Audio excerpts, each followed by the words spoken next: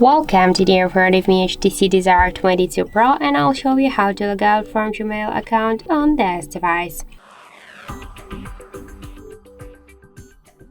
So first let's launch Gmail app, and now tap on the right upper corner. Here we can see that we are logged into two accounts at the same time, and just to log out from one from these accounts, in Gmail app we should log out from Google account on our device.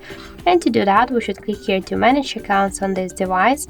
Now we can see here these two accounts, and for example, to log out from the first one, we should click here to remove account and confirm our action by click here to remove account again.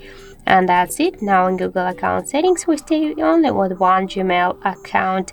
And when we'll go back to the application, we can see that in application we also log out from Gmail account. And that's it.